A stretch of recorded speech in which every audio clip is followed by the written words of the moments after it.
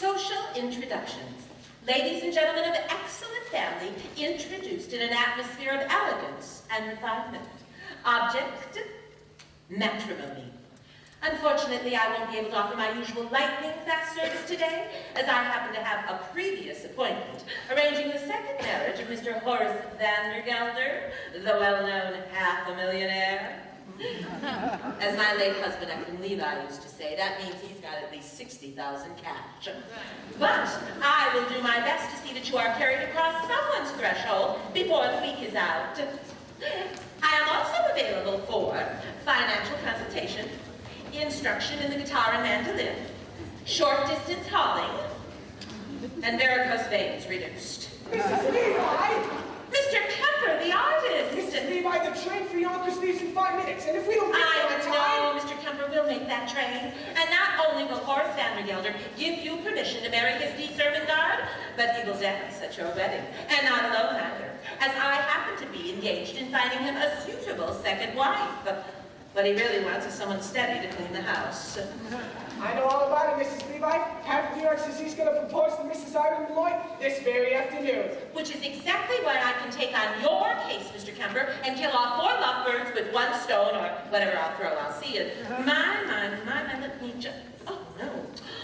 We haven't any change for the train. Only large bills, 5s and 7s. I have some change here somewhere, Mrs. Levi. I only hope this isn't a wild goose chase. And speaking of poultry, I am also available for fresh Jersey eggs, surgical corsets reboned, ears pierced, ears replugged.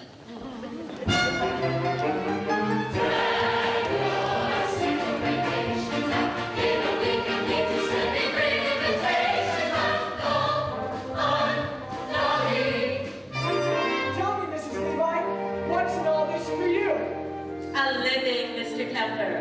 Some people paint, some sew. I know. I have always been a woman who arranges things for the pleasure and the profit it derives. I have always been a woman who arranges things like furniture and daffodils and lives.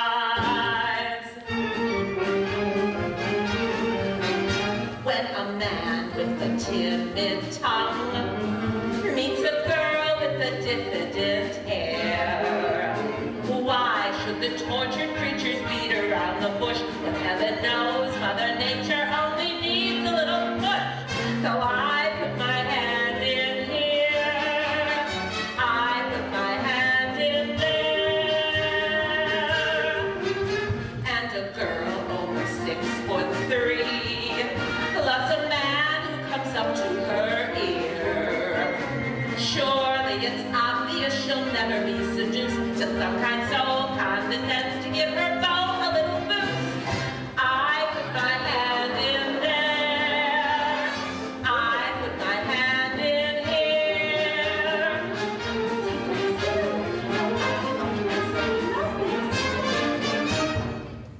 I have always been a woman who arranges things.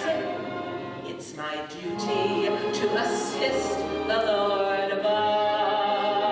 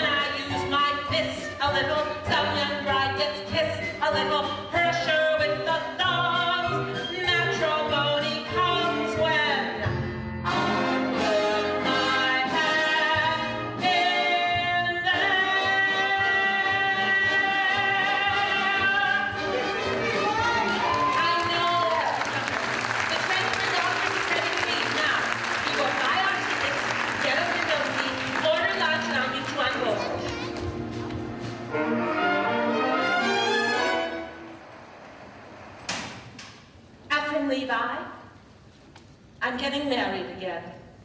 I'm going to marry Horace Vandergelder for his money and send it out circulating among the people, like rainwater, the way you taught me.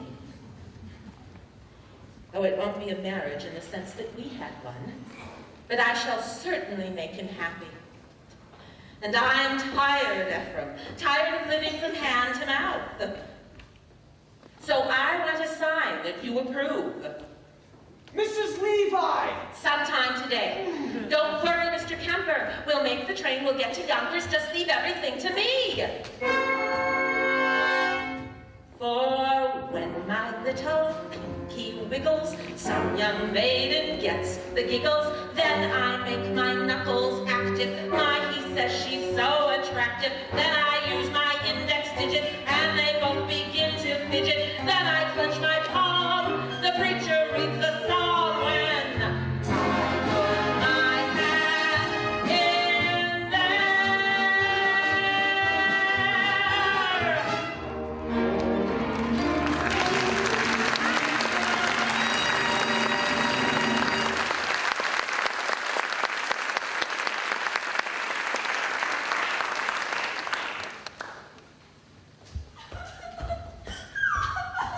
How can I be expected to practice my marching with all this bellowing in my ears? I can't help it, Uncle.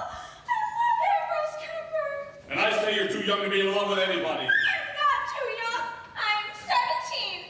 I did another year. I'll be an old man. Now I forbid it. Dare be an old lady in a garden, I'll cut you off without a cent. And don't cry in the store. I can't help it. I'm unhappy. Then you'll go weep a while in New York, where nobody will take notice. Now go upstairs and start packing your trunk.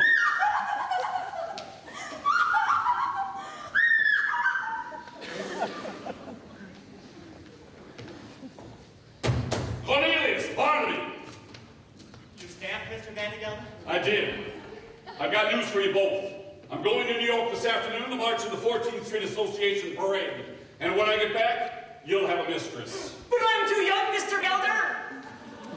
Not yours, hell and damnation, mine! I'm getting married again. And in honor of that occasion, I've decided to promote you, Cornelius, to chief clerk. What am I now, Mr. Vandergelder? You're an impertinent fool, that's what you are. And I've decided to promote you from impertinent fool to chief clerk. Any more questions? Yes. What? Does the chief clerk get one evening off a week? So that's the things you give me for your promotion. No, you tend to the store as usual. Now get back to work, and don't forget to put the lid on the sheep dip. Evenings off, marry an artist, foolishness. Why, 99% of the people in this world are fools, and the rest of us are in danger of contamination. I was young once, and I got married, which was foolish. And I was poor, which was more foolish than anything. And then my wife died, which was foolish of her. I grew older, which was sensible of me, and I became rich, mean, and friendless, which in Yonkers is about as far as any man can go. I know what you're wondering. Why would a man with so much good sense want to get married again? Well, the answer is simple. This house without a woman would be an empty shell, and pretty dirty, too. It takes a woman all powdered and neat to joyously clean out the drain in the sink. And it takes an angel with long golden lashes and soft crescent fingers for dumping the ashes. Yes, it takes a woman, a dainty woman, a sweetheart, a mistress, a wife.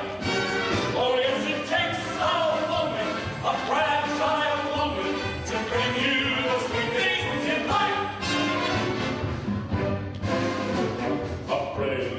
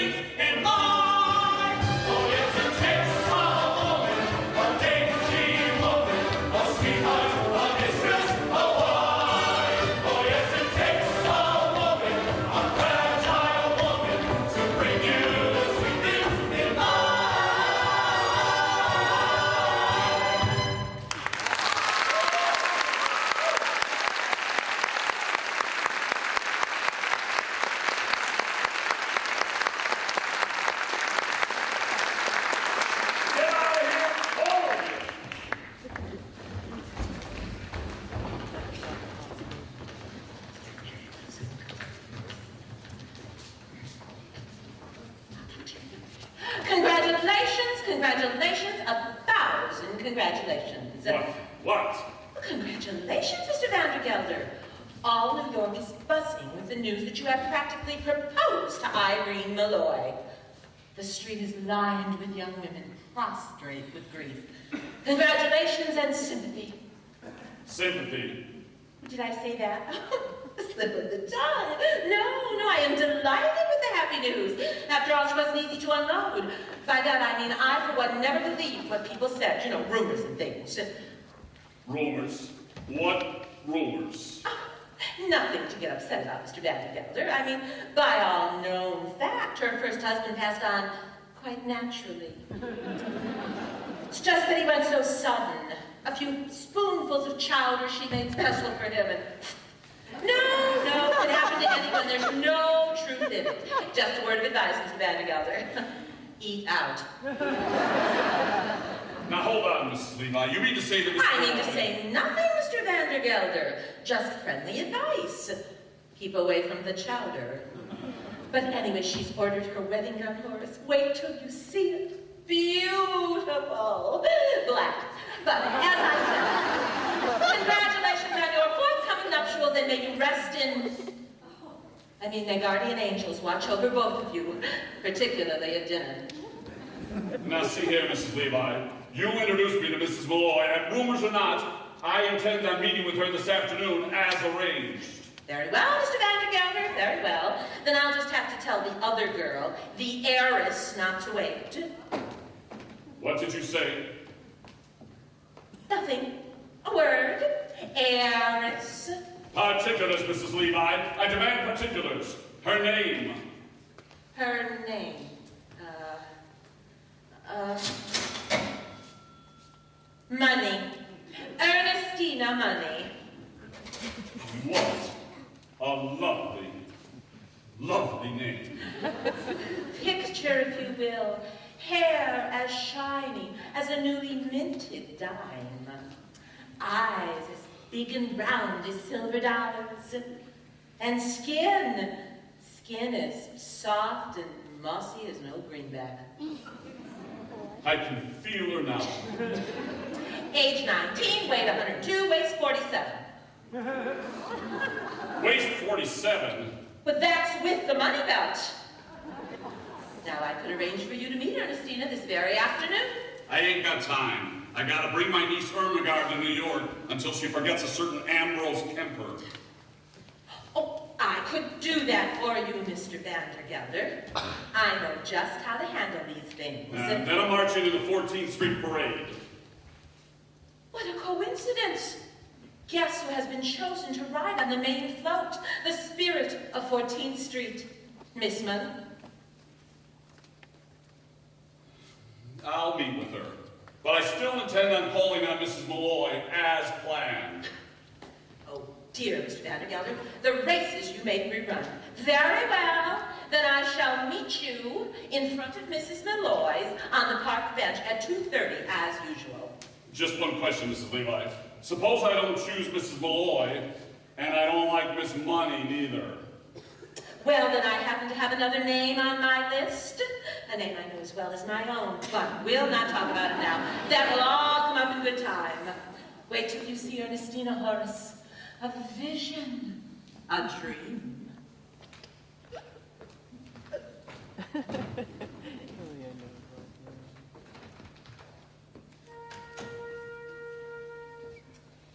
It takes a woman to quietly plan, to take him and change him to her kind of man, and to gently lead him where fortune can find him, and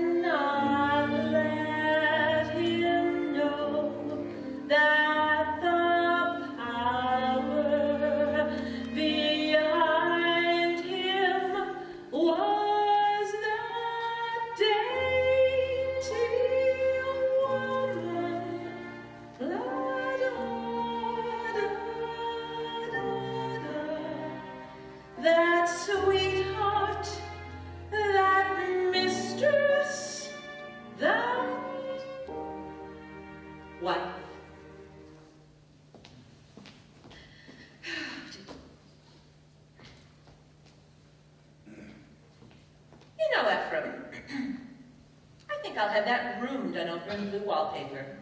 Yes, blue. Herman died, Ambrose, we've got plans to make.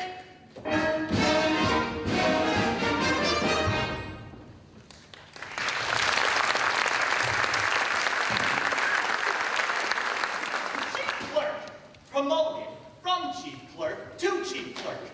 Oh, and if I'm really good, in another 10 years, I'll be promoted again to chief clerk. 33 years old, and I still don't get an evening free. Hey, Barnaby, when do I begin to live? You can live on holidays, Cornelius. Have you forgotten what happened last Christmas? All those canned tomatoes went rotten and exploded. You and I spent the whole afternoon cleaning them up. Is that what you call living? No. No. Barnaby, you and I are going to New York. You mean close the store? Mm-hmm. Cornelius, we can't. Oh, we'll have to. Some more of those canned tomatoes are going to explode. Holy cabooses, how do you know? I'm going to light this candle underneath, and that's how I know. Why, they'll make such a smell, we'll have to close the store for 24 hours. That'll give us an evening free. You and I are going to New York, Barnaby, and we're going to live. We're going to have a good meal. We're going to be in danger. We're going to spend our money. We may be arrested. Holy cabooses! Oh, and one more thing. Barnaby, we're not coming back to Yonkers until we've each kissed a girl. Cornelius, you can't do that. You don't know any girls. I'm 33 years old. I've got to begin sometime. I'm only 17. Not so urgent for me. Barnaby, New York City, elevated trains, the lights of Broadway, a stuffed whale at Barnum's Museum. A stuffed whale? A stuffed whale. What do you say? Yes, Cornelius, yes! The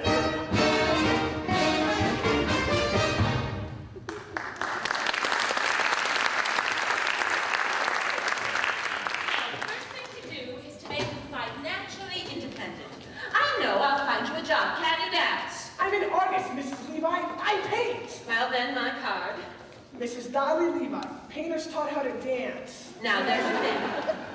Rudolph Reisenweber at the Harmonia Gardens restaurant. I'll give you a note, and we'll see if he can't have you entered in the polka contest. The prize is a week's engagement and a solid gold cup. Oh, the cups we won, Ephraim. Hold on, Mrs. Levi. No fiancé of mine is going to set foot in a cafe. And I don't mind saying that I'm surprised that you have acquaintances in a place like that. Not acquaintances, Mr. Kemper. Friends. Dear friends from days gone by. My late husband, Ephraim Levi, believed in life and anywhere you could find it. Cafes, ballrooms, yes, even theaters. Why, every Saturday night like clockwork, down the steps of the Harmonia Gardens restaurant we come, Ephraim and me. It's all very well to come down like clockwork, Mrs. Levi, but you're asking Ermengarde to work there. Now, it's the only way that we can show Horace Vandergelder that we mean business. Now, you go to the Harmonia Gardens restaurant this afternoon and say, Mrs. Levi sent you. Oh, and incidentally, tell Rudy that Dolly's coming back. And I want a table for two and a chicken at 8 o'clock tonight. The Bible looks all right, Cornelius. Now hold the camera onto the ones on top. They're swelled up like they're ready to bust. Holy cabooses! Cornelius, I can smell it up here. Let's get dressed, Barnaby. We're going to New York!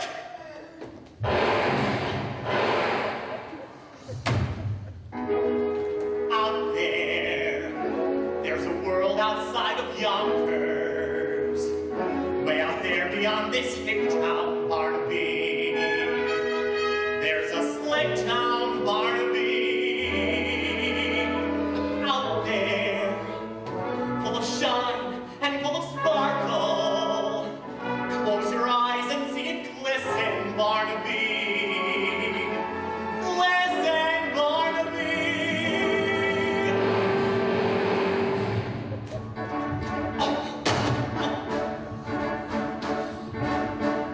Put on your Sunday clothes, there's lots of world out there. Get out the brilliantine and dine cigars.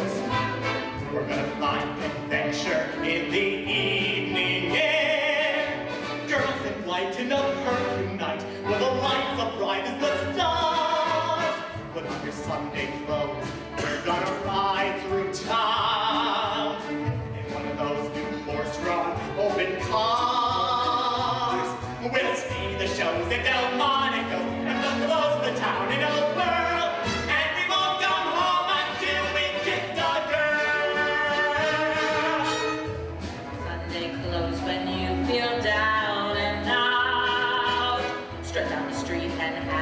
picture tour. Just like a dream, your spirit seems to turn about. That Sunday shine is a certain sign that you feel as fine as you look. Beneath your parasol, the world is all a smile that makes you feel brand new down to your toes. Get out your feathers, your pants and feathers, your beads and buckles and bows. For there's no one day in your Sunday clothes. Come on, Barney! Is the train? New York! LA!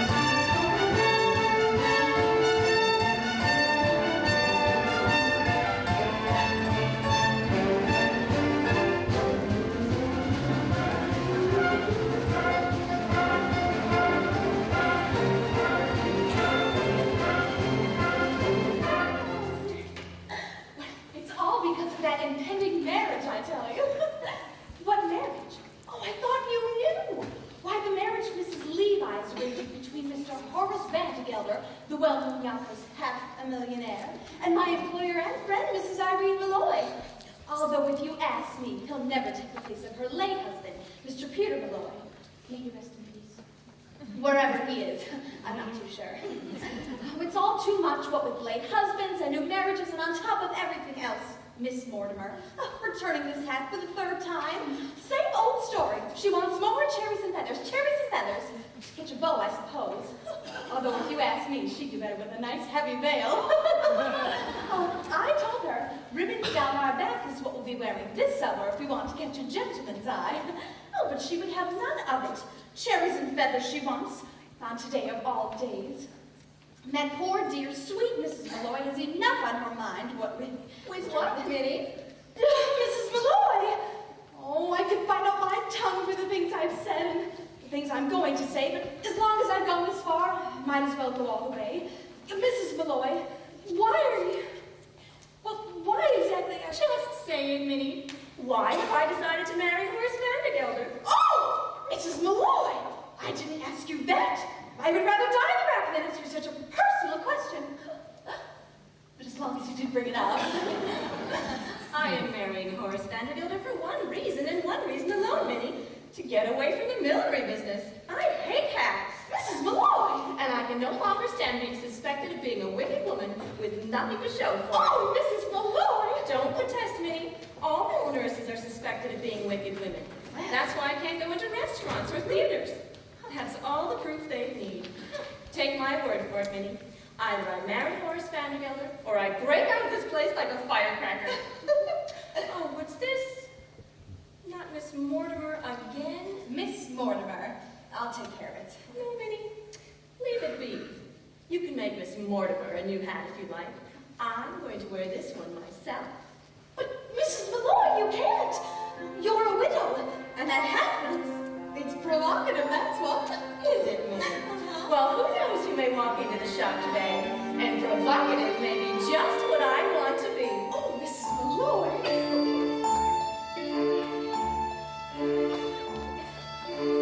I'll be wearing ribbons down my back this summer,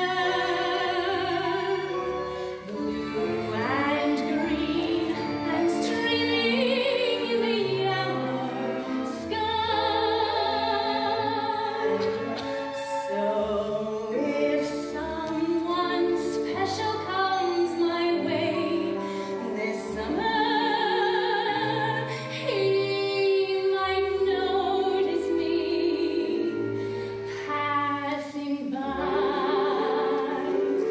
and so I'll try to make it easier to find me in the stillness of July, because a breeze might stir a rainbow behind me that might happen to catch the gentleman's eye, and he might smile and take me by the hand this summer, making me recall how lovely love can be. And so I will proudly wear ribbons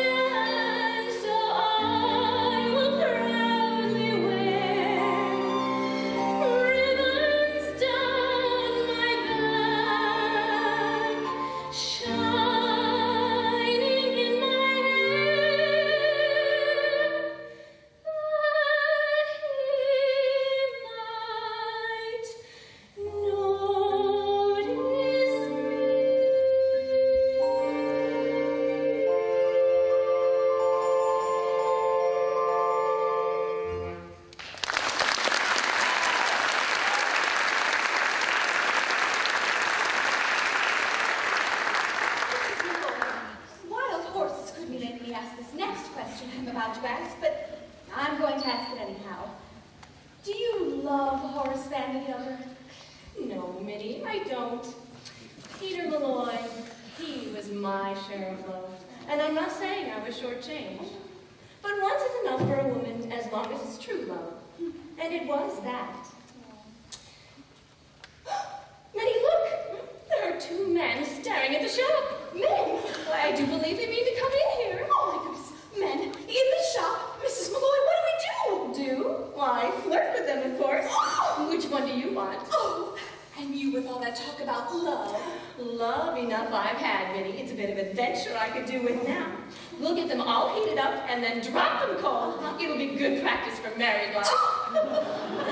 Now you go into the workroom, Minnie. A bit of a wait will only make them nervous and easier for us. If you say vampire, I'll scream. Vampire! Oh, Minnie, we'll get an adventure out of this yet. Barnaby, we don't get an adventure out of this yet. Just imagine, all day long walking around the streets of New York City and nothing exciting happens. Then we find our way to this quiet little street and suddenly everything... Gallagher! Is he still out there? He's sitting right on that bench. Cornelius, are you sure this is an adventure? There's no need to ask, Barnaby. When you're in an adventure, you'll know it all right. How much money we got left? Not much. 40 cents for the train ride back, 30 cents for dinner, and 20 cents to see the whale. 90 cents, why? When those women come back out here, we've got to pretend to be customers. Yes, customers, that's it. Perhaps the best thing to do is make them think we're very rich. That way we won't have to spend much. We're two men about town shopping for hats, for ladies. Good afternoon, Mrs. Malloy. Cornelius Hackett. Barnaby Tucker! My pleasure, gentlemen. Now, what can I do for you? Well, we're two ladies about town looking for a lady. We need a hat. For a lady, of course, and, well, everyone said come see Mrs. Malloy because she's so pretty. Oh, I mean, because her hats are so pretty. And so reasonable as under $1 would still leave us enough to see the whale. You'll have to forgive him, Mrs. Malloy. We've come all the way from Yonkers to see the stuffed whale, and, well, he's all excited. You just keep your eye on the street, Barnaby. Maybe you'll see it pass by. Is it big and black with mean little red eyes? Yes. It's sitting right on that bed. Excuse me, but did you say Yonkers, Mr. Hackle? Why, yes, ma'am, Yonkers. And if you don't mind my saying so, you would enjoy Yonkers. That is, perhaps Mr. Malloy would enjoy Yonkers. Oh, I'm a widow, Mr. Hackle. Oh, you are? Hey, Barnaby, she's a widow. Oh, I'm very sorry to hear that. That is, perhaps Mr. Malloy would have enjoyed Yonkers in that hat. I mean, on you, the hat, not Mr. Malloy. May he rest in peace. Mrs. Malloy, if you should happen to have a Sunday afternoon free in the very near future, why, I'd be more than pleased to show you Yonkers, New York, from top to bottom. Well, as a matter of fact, Mr. Hackle, I might be there sooner than you think. Oh, really? You see, I have a friend who lives in Yonkers. You do? Perhaps you know him. Perhaps we do. But it's always so foolish to ask in cases like that, isn't it? It's a Mr. Vanderbilt. Oh, no. Mr. Horace Vandergelder? The Vandergelders hay and feed. Oh, do you know him? Certainly not! No. Of course we don't know him. Mr. Vanderbilt is a substantial man, and well-liked, they tell me. A lovely man, Mrs. Malloy. Just lovely. Cornelius, Now, I think your friend might like this one. Look out! Begging your pardon, Mrs. Malloy. Oh, gentlemen, what are you doing? Please help us, Mrs. Malloy. We'll explain it all later. Come on, there, this minute. We're as innocent as can be, Mrs. Malloy. No, really. Mr. Hackle, Mr. Tucker, I insist that you both come out or I'll be forced to... Mr. Vanderbilt. Mrs. Malloy, I don't suppose that Mrs. Levi is here, is she? She was supposed to meet me on that bench 10 minutes ago. And when she comes, she's just going to have to go looking for me. When I make an appointment, I like people to be on time.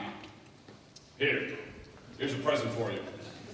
Chocolate-covered peanuts, unshelled. They're the expensive kind. Did I see you talking to two men? Men? Men, Mr. Vandergelder? Now, what would men be doing in a ladies' hat shop? Well, now, Mr. Vandergelder, let's go back to my workroom. I'm so excited for you to see. I saw it last week. Oh, so you did.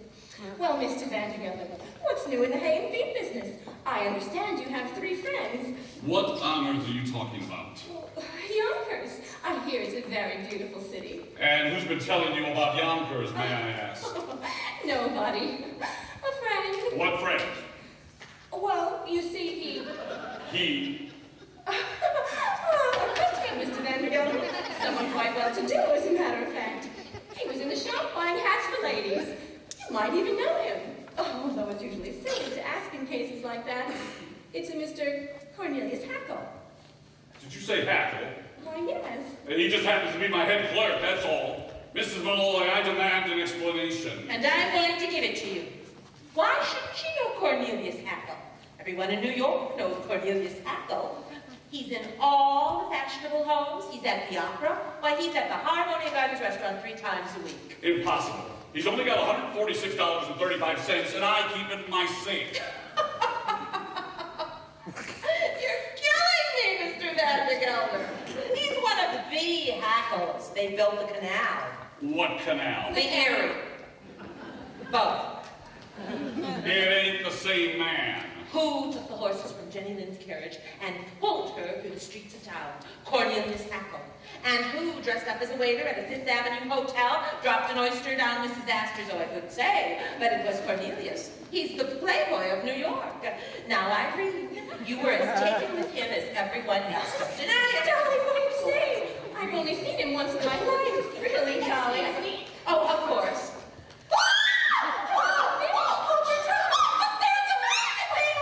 Now, hold on.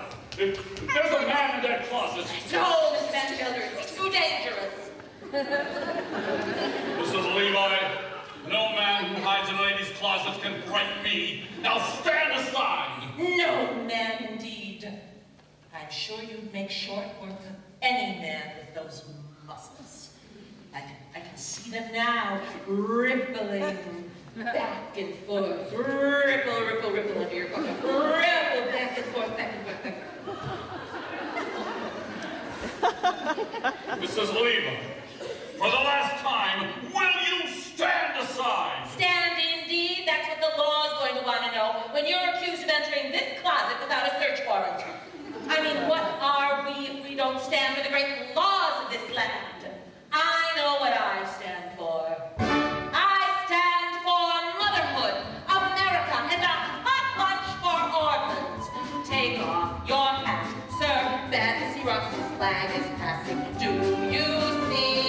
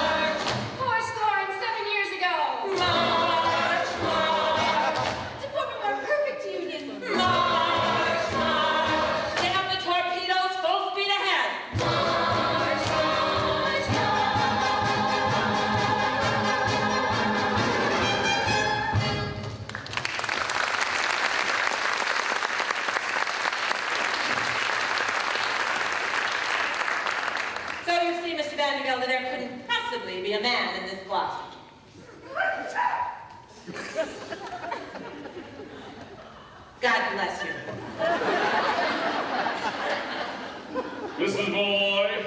All right, Mr. Vandergelder, there is a man in that cupboard. Aha! And another under that table. What the devil? There also happens to be a very simple explanation. But for the present, good afternoon. Oh, good Lord, the whole room's crawling with men. I'll never get over it. I suppose I'll see you this afternoon, Mr. Vandergelder? You certainly will. With a certain young lady on the main float at the end of the parade. Good day, Mrs. Malloy.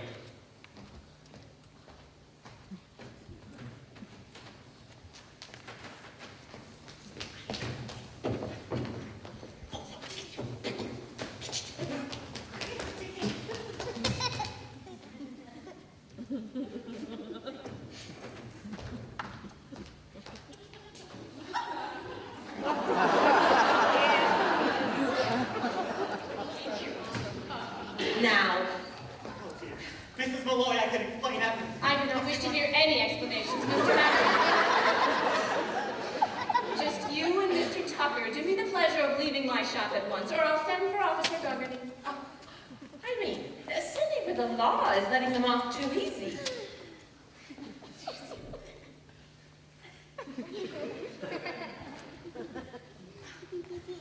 The law courts, that's where they belong. I have been adding up their offenses, and you have grounds for an open and shut case. Now, the first thing to do is show that you've tried to settle amicably. Have dinner with them. Dinner? Is that absolutely necessary, Dolly? Oh, absolutely, Irene. That's how it's done in the law. Dinner first, law courts afterwards. Well, if it must be. Mr. Hackle, Mr. Tucker, you may take Miss Fay and myself to dinner. Delighted, Mrs. Malloy, just delighted. I speak for Barnaby and myself when I say we'd be delighted. Now, I think there's a wonderful restaurant at the train station. Oh, no, Mr. Hackle. If the Harmonia Gardens is good enough for your fashionable friends, then it's good enough for us. They say it's lovely there, Minnie. Oh, no, we couldn't go there. Please don't misunderstand me. It's not the money or anything. It's just the, It's the whale! Yes, it's the whale. No, Barnaby, it's not the whale. It's the, well, let me think here. Actually, it's the dancing. Yes, that's it. It's the dancing. See, a place like that has dancing. Contests, exhibitions even. And, well, I don't know how to dance, and it would take me weeks, months, probably even years. Mrs. Dolly Levi. 33-year-old chief clerks taught to dance. Now, it's very easy. You put one hand here and one hand here. It's no use, Mrs. Levi. I have absolutely no sense of rhythm. No sense of rhythm is the primary requirement for learning by the Levi Gallagher method. Just give me 5 minutes of your time, Mr. Hackle, and I'll have you dancing in the street. Now, let's start with lesson 7, the waltz kick turn. Right foot touch, left foot touch, back, under, around, behind, through, out, over, in, out, release, unfurl.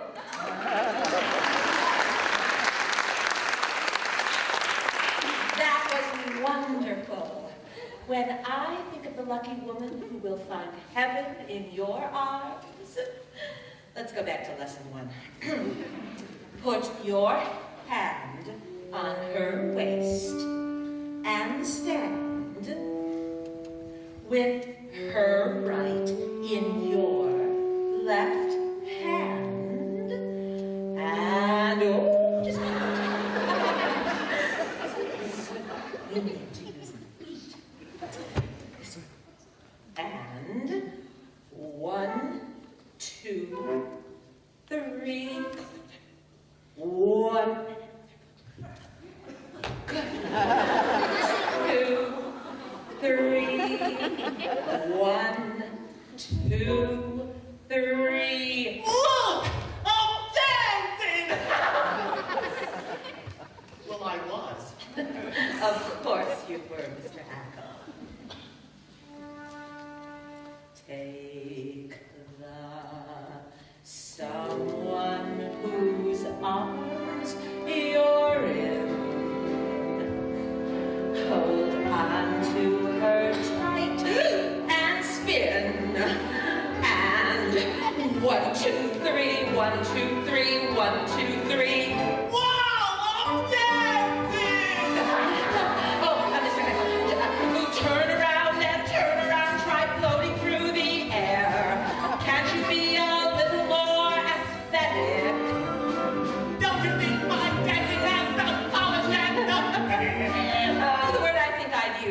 is athletic. Well, my heart is about to burst.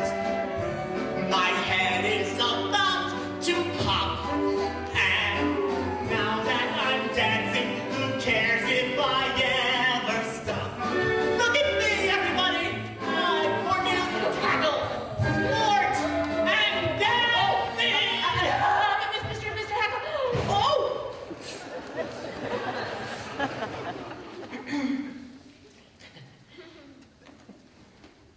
You're next, Mr. Tucker.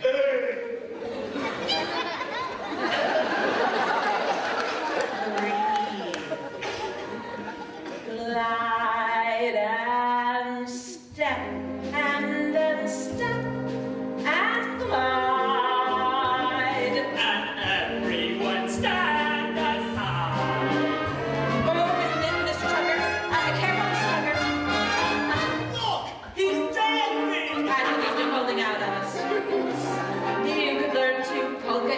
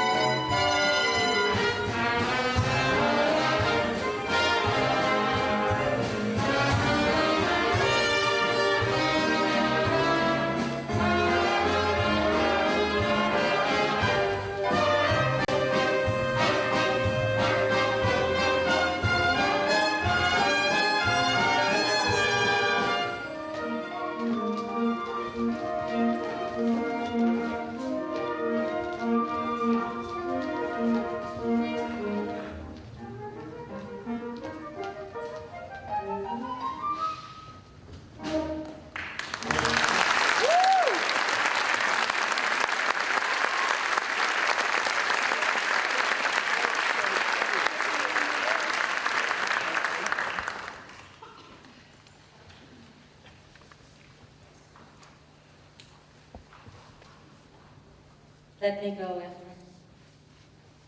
It's been long enough. For all these years, I've put out the cat, I've locked the door, I've made myself a little rum toddy before going to bed. And I said a prayer thanking God every night that I was independent and that no one else's life was mixed up with mine. And then one day, an oak leaf fell out of my Bible. I placed it there the day you asked me to marry you. A perfectly good oak leaf, but without color and without life. And I realized I was like that leaf. For years I had not shed one tear or been filled with the wonderful hope that something or other would turn out well. Well, Ephraim, I've decided to rejoin the human race. And I want you to give me away.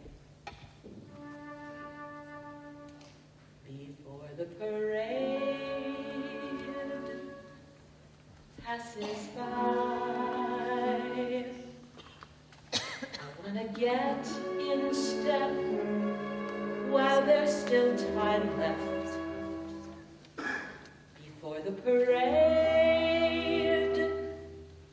passes by.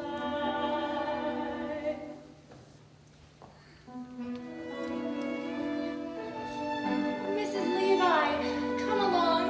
Cornelius is taking us to see the 14th Street Parade.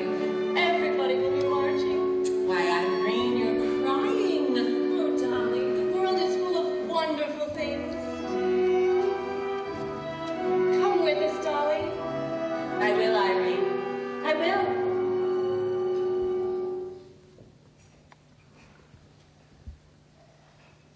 Before the parade passes by, I'm gonna go and taste Saturday's high life. Before the parade passes by, I'm gonna get some life back into my life. I'm ready to move out in front. I've had enough of just passing by life with the rest of them, with the best of them. I can hold my head up high, for I've got a goal again. I've got to drive again. I'm gonna feel my heart coming alive again before the parade passes by. Look at that crowd up ahead. Listen and hear that brass arm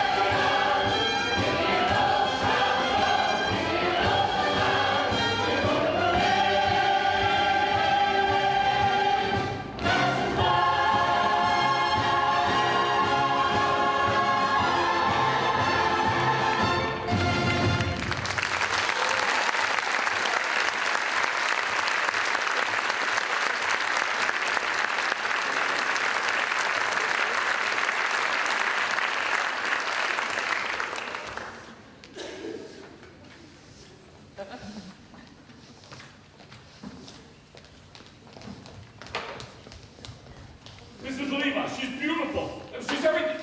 Wait a minute. Thief! Pickpocket, what are you doing? I paid for the whole girl. I want all the pieces. Mrs. Levi, what's the meaning of this? Horace, nothing to get upset about, really. It's just a last-minute substitution. Miss Money had an urgent business appointment at the Mint. They ran a little short. But she'll meet you tonight in front of the Harmonia Gardens restaurant as planned. That's the most expensive restaurant in the city. Well, and well it should be. What food and the fastest waiters in New York. Oh, I might be a little late, so Ernestina will meet you outside the restaurant at 8 o'clock. Wait till you see her horse. Oh, a vision.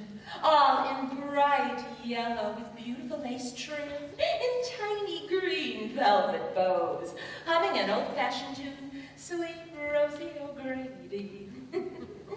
You couldn't miss her if you tried. I'll meet with her, but only because I've already paid for the introduction, and I want to get my money's worth. But from this point on, Dolly Gallagher, you are hereby discharged as my marriage broker. Is that clear? From now on, you're a woman like anybody else.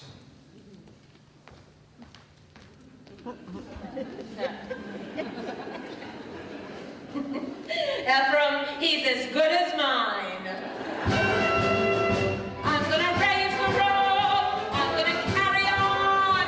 Give me an old trombone. Give me an old baton before the parade passes by.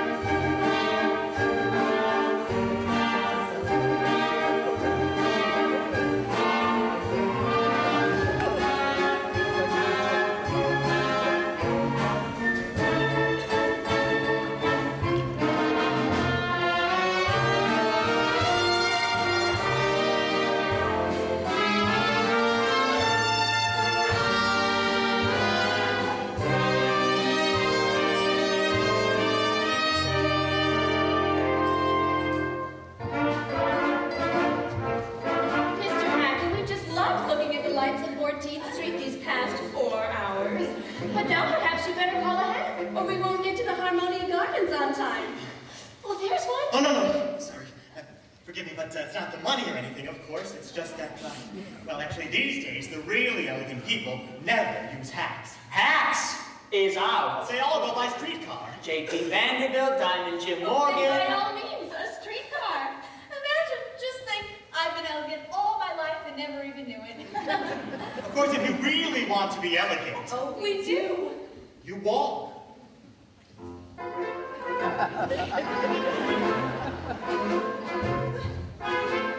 Yes, New York, it's really us, Corny and Cornelius. All the gets of Mr. Hackle are feeling great and look spectacular.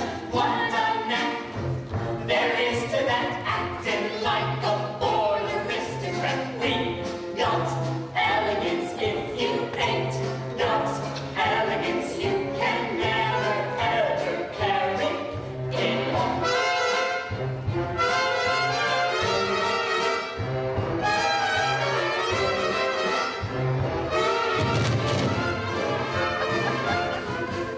all who are well-bred agree in name.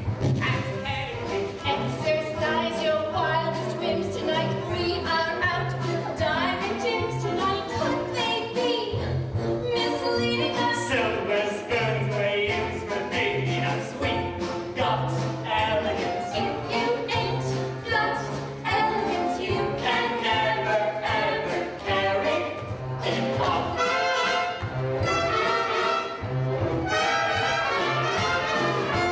Middle class, don't speak of its savoir-faire. Some were born with rags and patches, like we use dollar bills for matches and Vanderbilt, come toss to watch. J.P. Morgan's grapes and mouths. we got elegance. We were born with elegance. Have you noticed when I hold my cup, the saucer never moves? And the way I keep my pinky up, you do eternally proud. We Got elegance. We got built in elegance, and with elegance, we'll carry it on.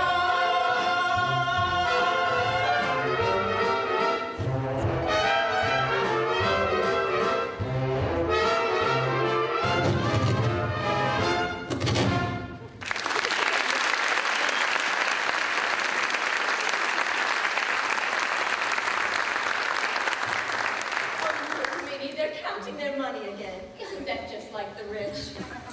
Well, gentlemen, aren't you going to escort us in? Certainly, Mrs. Malloy. Barnaby. Say, Mrs. Malloy, Yes, Mr. Hackle. would it be okay as we walk into the restaurant Yes, Mr. Hackle. if I put my hand around your waist? Oh, yes, Mr. Hackle.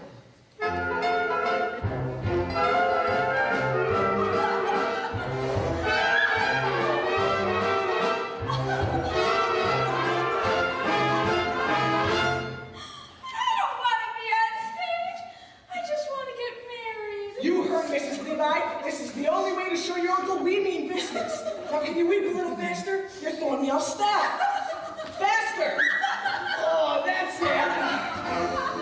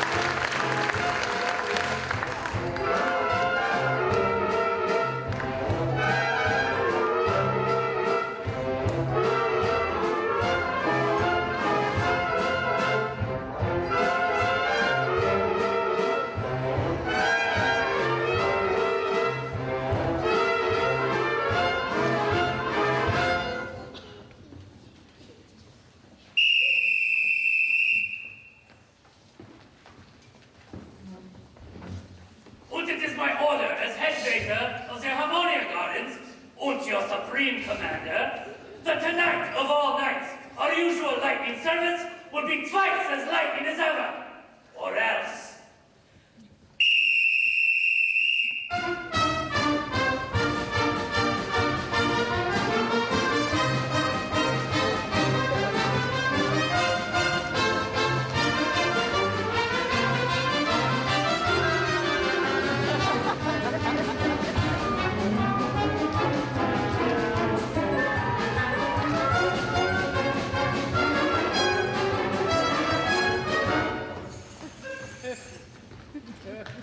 I trust you are finding this table satisfactory, sir.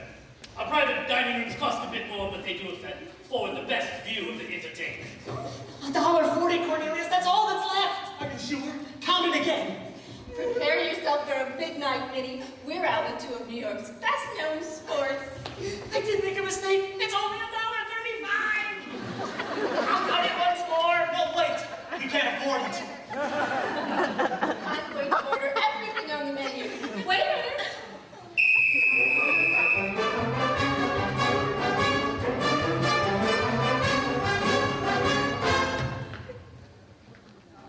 I've told you before, sir, you will have to move. This booth is reserved for Mrs. Levi and party.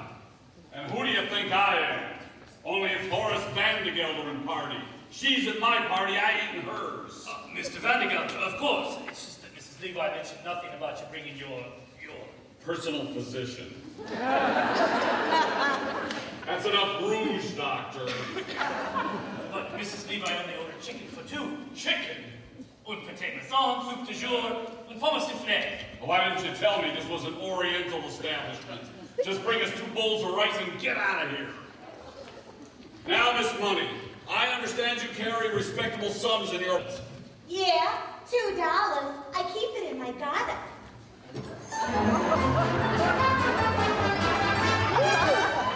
It's sweet of you to worry about our reputations, Cornelius. But Minnie and I don't care who sees us tonight. Well, Minnie, what have you decided?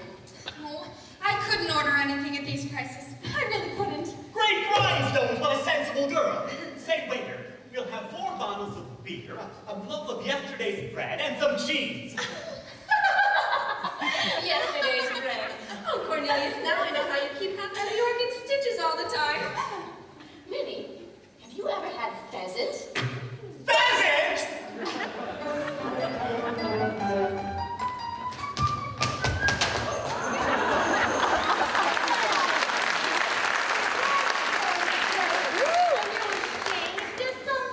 There's nothing, I just felt a slight chill. Oh, well, why didn't you say so? Here, I'll go near this. Now, why don't we order something to hold us over till the rice comes? Wait up! Could you bring us a roast duckling pig with some chestnut oyster stuffing, some cheese fondue, ooh, and some lady fingers? Now, what'll you have?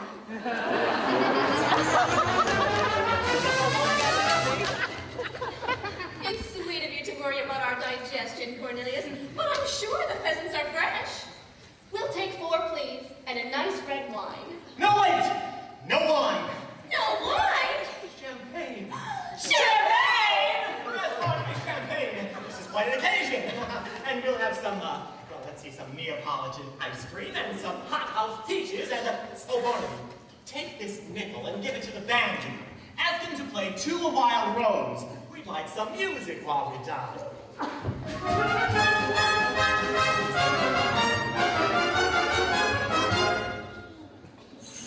This is a cafe, isn't it? Let's dance. The Vandergelders do not dance, Miss Money. We're Presbyterian. All right then, I'll dance myself. Here, give this to the band leader and tell him to tell the waiter to play something refined because I'm gonna sing me the hoochie coochie.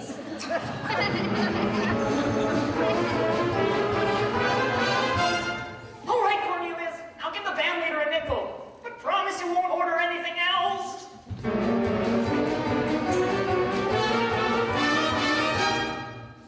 You wait here, Miss Money. I'll tell the band leader to play a nice waltz.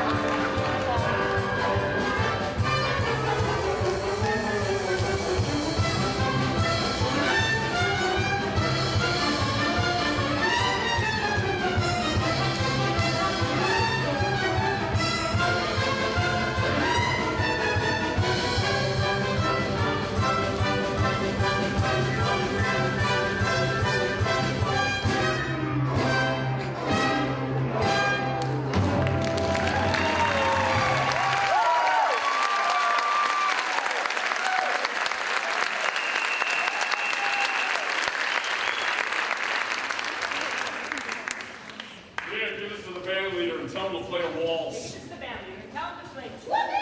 Miss Bunny! And 2 more pheasants! Cornelius! My purse! My wallet! Here, you left my purse. Miss Bunny, get off the table. You're dancing in the stew. Excuse me, that's my wallet. I know it's mine because there's nothing in it more than $1, 3 dimes, 5 pennies, and a...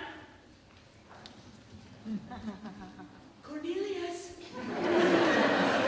Cornelius! Cornelius! Did he say 2 pheasants? 3, 4! Pheasants for the house! And don't worry if I don't get to see the whale. I'll buy one of my own! Sir! Sir! Nothing shouting. How many times have I told you not to shout for? This is the Harmonia Gardens, not one of those. But sir, she's here, the lady.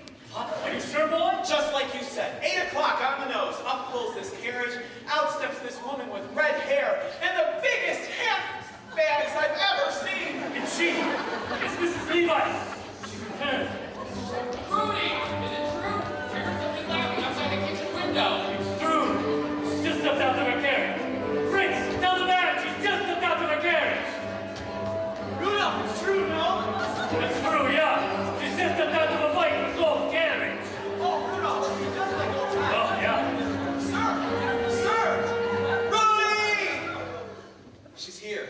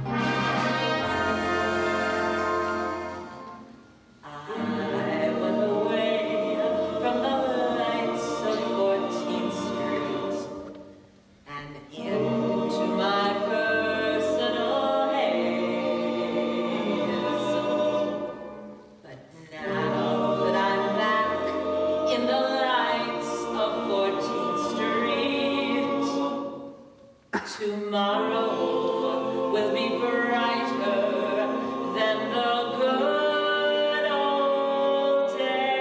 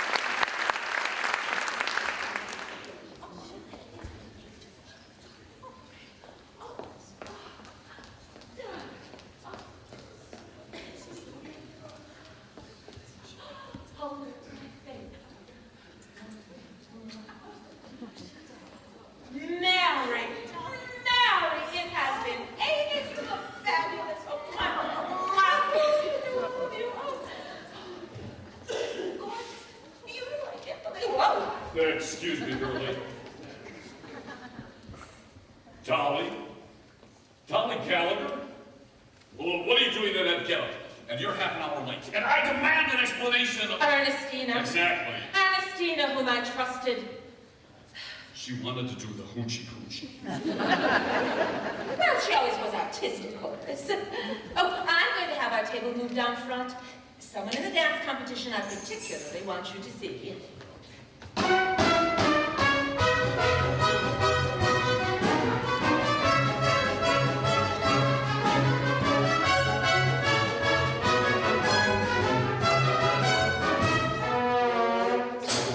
Now, let's not say another word about it. I'm shocked as you are. I can't eat a thing. What have you ordered? Well, what you wanted? Chicken. About that hoochie-coochie girl. Did you say chicken? Oh, I couldn't face a chicken. Not today. Not after what's happened. Good. Cancel the chicken. And bring a turkey. What are you doing now? Oh, just looking the place over. Oh, hello, getting acquainted with surroundings. That's the trouble with you, Dolly. Always wanting to know everything. Always wanting to put your nose in everybody's affairs. Anybody who married you would get as nervous as a cat. What? What was that you said? I said anybody who married you would get as nervous as a cat. Horace Vandergelder, you get that idea right out of your head this minute. I cannot believe that you would bring up a thing. Understand once and for all that I have no intentions of marrying again. I didn't bring the matter up at all. Well, I certainly do hope not, Horace Vandergelder. You go your way, and I'll go mine. I am not some Irene Malloy whose head can be turned with a few chocolate-covered peanuts, unshelled. Why, the idea of you even mentioning such a thing. No, Horace, if I were ever to get married again, it would be to a far more pleasure-loving man than you. But, however, let's not discuss it anymore. Waiter! And here's the waiter with our food. I'll serve Mr. Vandergelder, Rudolph. Let's see, what do we have? Oh,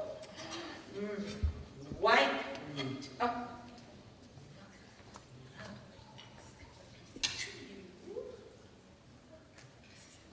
Oh, and what else do we have? Dumplings, lighter than air they are. Oh, and I believe we have a surprise. Let's see what this is. Giblets. Oh, very tender and very good for you. No, as I said before, Horace, you go your way and I'll go mine. Now, start right in on the wine. You'll feel better at once. But since you did bring the matter up, there's one more thing that I'm going to say. One more thing I'm going to say, and then we're going to forget about the whole thing. It's true, I'm a woman who likes to know everything that's going on, who likes to be in control, but I wouldn't want to manage anything that's out of control as your household. You'll have to do that all by yourself. It's not out of control. That's nice, Horace. Oh, have some beets. They're good for you. I don't like beets. Well, that's good, Horace, but a lonesome companion you are not for me, so I have no intentions of marrying you. So get that idea right out of your head. Let's not say another word about it. Except that at your age, I should think you would enjoy hearing the honest truth. My age? My age? You're always talking about my age. Well, I don't know what your age is, but I do know that up in Yonkers with bad food and bad temper, you'll double it in 6 months. Have some more beets, Horace. I don't like beets. I hate beets. That's good. But you know, the pity of it is, Horace, you would be a perfectly charming, witty, amiable man if you wanted to be. I don't want to be charming. But you are, Horace. Look at you. Now, let's not say another word about it, but there is one more thing that I'm going to say. I don't want to hear it. And you're wasting your time, Dolly, if you think I'm going to ask you to marry me. Well, I suppose that means you want me to ask you? Well, I'm sorry, Horace, I'm turning you down. How can you turn me down if I haven't asked you anything? It's no use arguing with me. I've made up your mind here. I've got a headache. I'm going back to the hotel. But you can't go now. The competition's about to begin. Here's the money for the bill. Wait a minute. This isn't my purse. There's nothing in here but $1, 3 dimes, 5 pennies, and a button. Impossible, Horace. I can't imagine you without your purse. I lost my purse. Barnaby, that purse you found.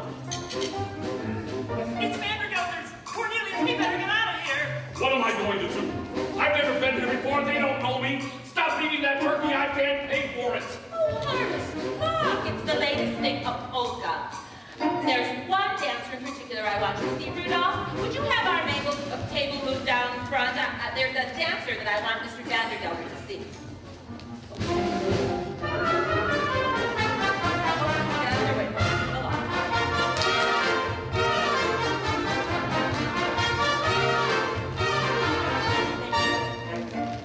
Wait a minute. That man. That dancer. Isn't he wonderful? With talent like that, he's sure to win the solid gold cup. Now,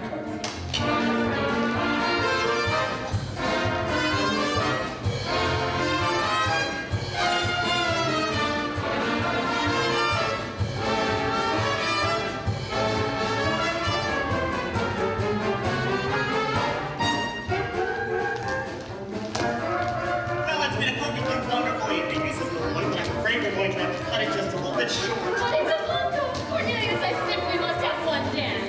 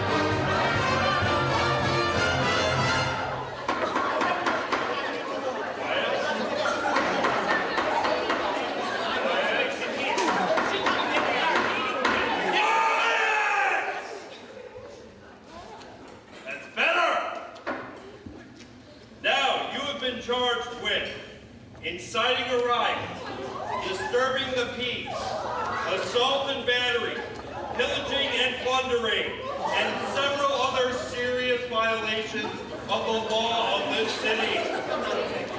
Now, is there anyone here to speak on your behalf? I repeat, is there anyone here to speak on your behalf? She's never been what we need her. She's back at the restaurant eating things. You can be sure of that.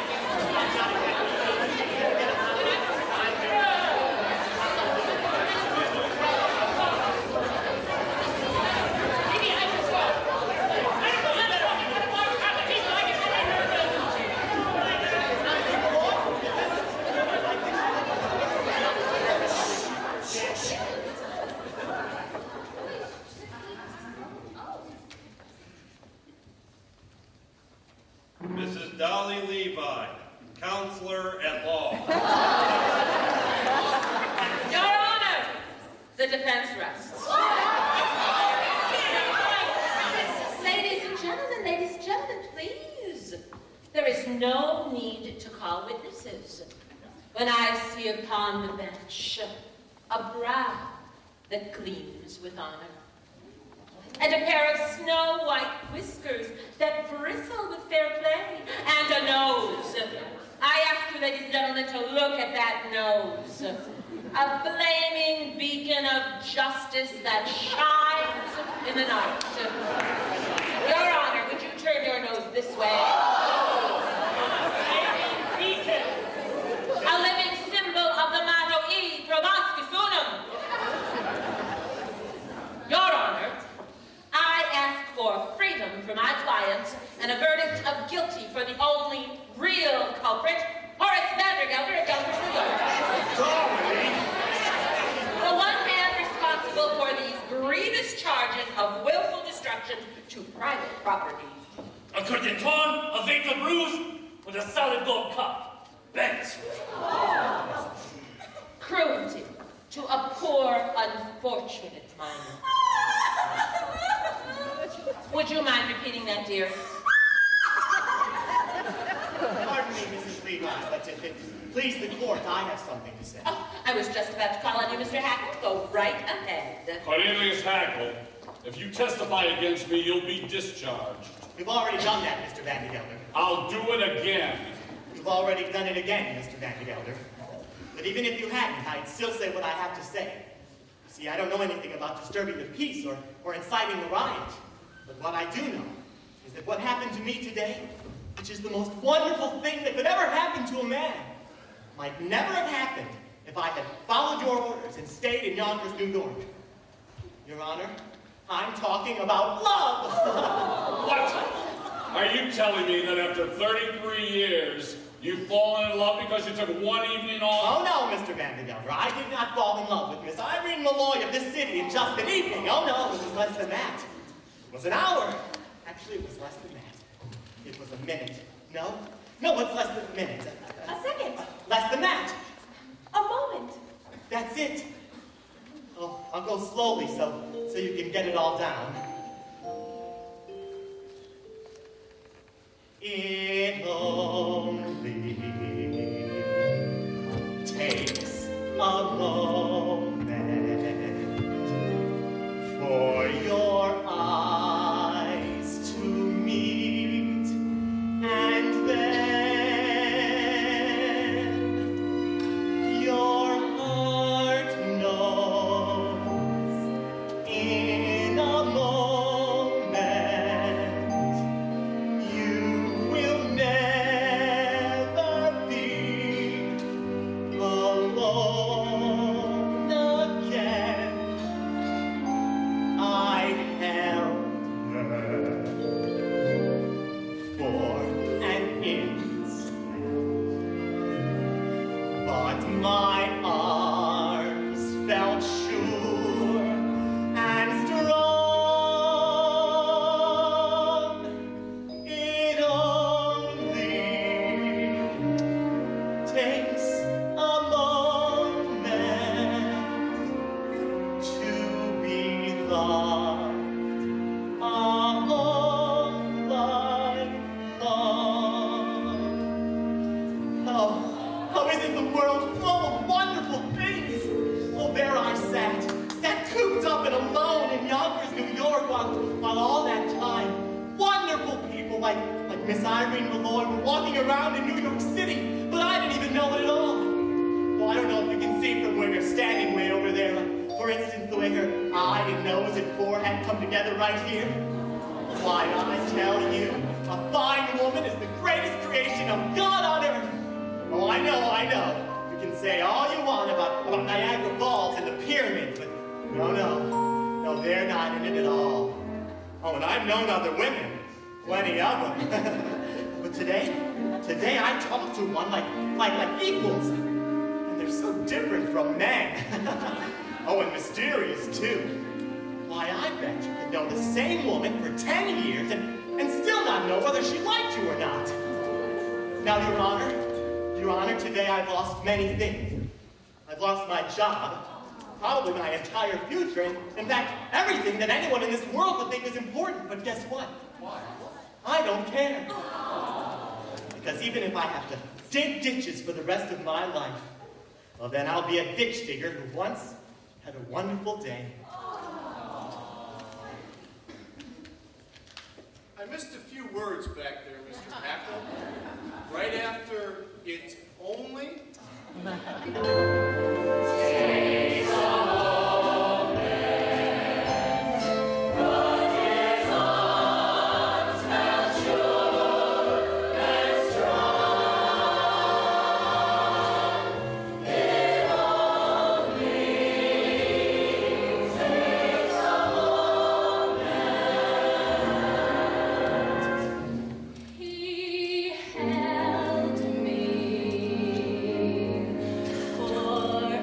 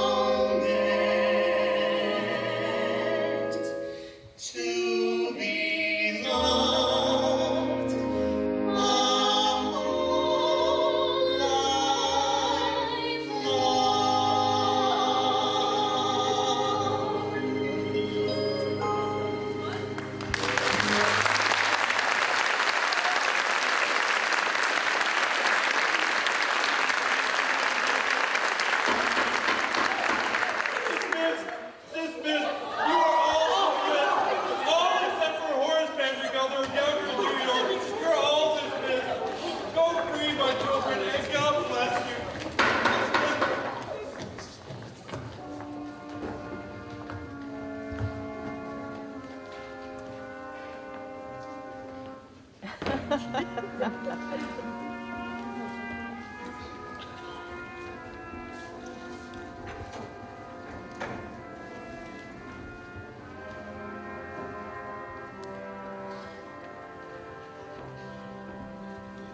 can speak to the prisoner now, Mrs. Levi. Well, there you are, Horace. Without niece, without clerks, without a bride, and without your purse. There's only one thing left for me to say. If it's to ask me to marry you, Dolly Levi, never. Not in a million years. Under no circumstances will I ask you to marry me. No, Horace, that's not it. All I wanted to say was, goodbye. What? Goodbye. Hold on. No, Horace, I failed. And when a woman fails, there's only one thing she can say. Wait. But goodbye, goodbye, goodbye, goodbye, goodbye, goodbye. Don't try to stop me, Horace. Please. Wave your little hand and whisper so long, dearie, you ain't gonna see me anymore. And if you discover that your life is dreary, don't you come knocking at my door. For I'll be all dolled up and singing that song that says you talk. I told you so. So wave your little hand and whisper so long, dearie, dearie, should have said so long ago. Because you treated me so rotten and rough, I've had enough of feeling low. So wave your little hand and whisper so long, dearie, dearie, should have said so long ago. For I can hear that choo-choo calling me on to walk fancy new address. Yes, I can hear that choo-choo calling me home on board that happiness express. I'm gonna learn to dance and drink and smoke a cigarette.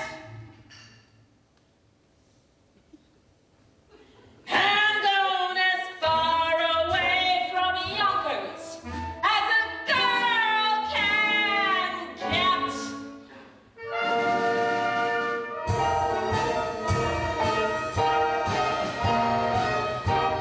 And on those cold winter nights, Horace.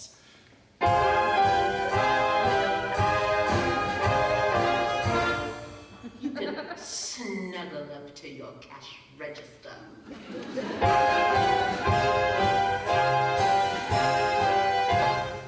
It's a little lumpy, but it rings. Don't come a-knocking, I'll be all dolled up and singing that song that says you dog. I told you so.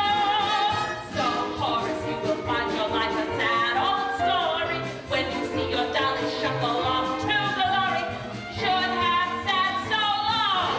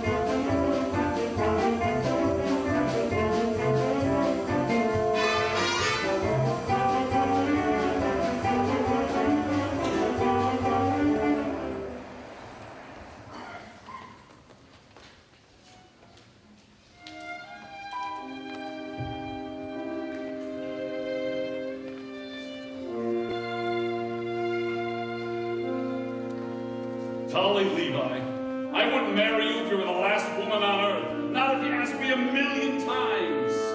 I didn't need you before, and I don't need you now. Dolly, Levi, you go your way, and I'll go mine. Dolly, Dolly, Dolly. You stamped, Mr. Vandergelder?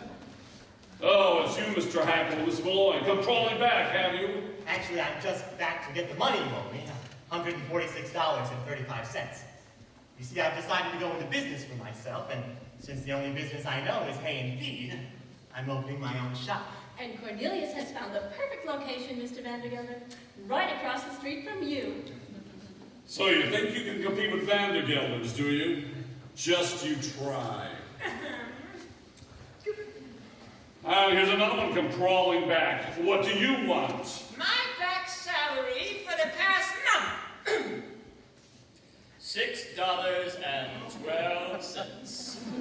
You can't do this to me. I'll get a lawyer. I'll go to the courts. Horace Vandergelder, as I live and breathe. If you are handsome in that outfit. Dolly Gallagher. I know, Horace, you're not satisfied with Ernestina. Well, I have found you the perfect girl, the ideal wife. Oh, but I interrupted you. You were doing something? What? We were getting Cornelius's money, Dolly. $146. Oh, and 35 cents. And $6.12 of mine. Plus the money my mama left me, $52.48. 38. 48! All right. If it's money you want, it's in my safe upstairs.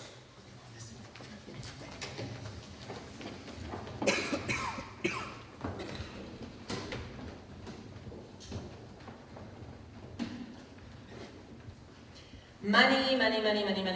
Mr. Vandergelder's money. Vandergelder never tires of telling us how some people in the world are fools. Well, in a way, he's right, isn't he? Himself, Irene, Cornelius, myself. We're all fools. We're all in danger of destroying the world in our folly. But the surest way to keep us out of harm is to give us the 4 or 5 human pleasures that are our right in the world. And that takes a little money. Now, the difference between a little money and no money at all is enormous. And it can shatter the world. And the difference between a little money and an enormous amount of money is very slight. And that can shatter the world too. It's all in how you use it. As my late husband, Ephraim Levi, used to say, money, if you'll pardon the expression, is like manure. It's not worth a damn unless it's spread around, encouraging young things to grow. Anyhow, that's the opinion of the second Mrs. Vandergelder. Which reminds me, Ephraim, I'm ready for that sign.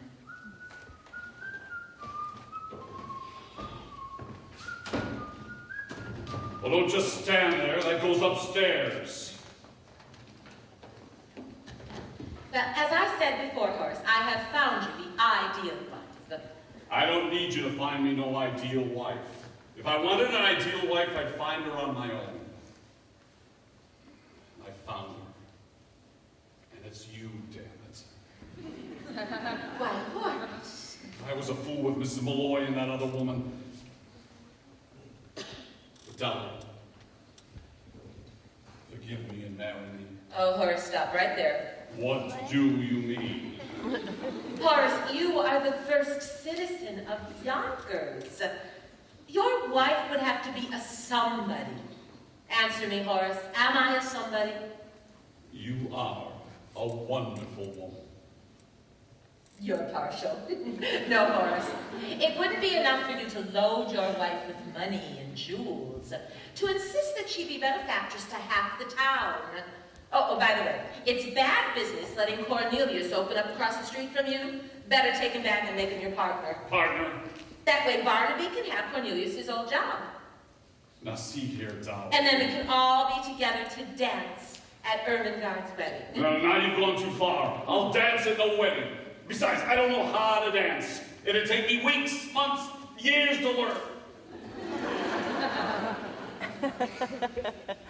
All right, I'll dance. By Horace, I never thought I'd hear you say that. The front room, idiot. Well, don't just stand there, go on up. Horace Van Gelder, what is going on up there? Oh, nothing. I'm just having the front room done over in blue wallpaper. Horace. Well, I know the old wallpaper ain't worn yet, but that fella's just set up in business and he needs a good start. And besides, Dolly, I've always said that money, pardon the expression, is a lot like manure. It's just made to be spread. Thank you, Ephraim. Hello,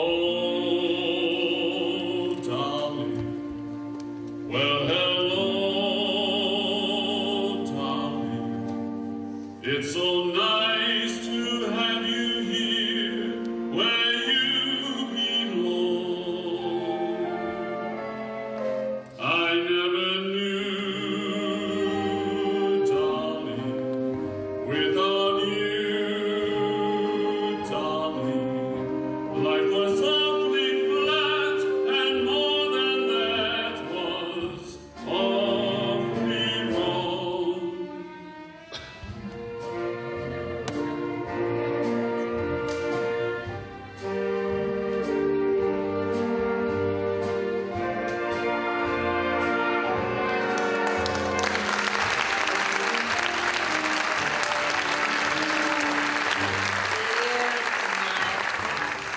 Horace, I'm staying where I'm at. Horace, Dolly will never go away. Wonderful woman. I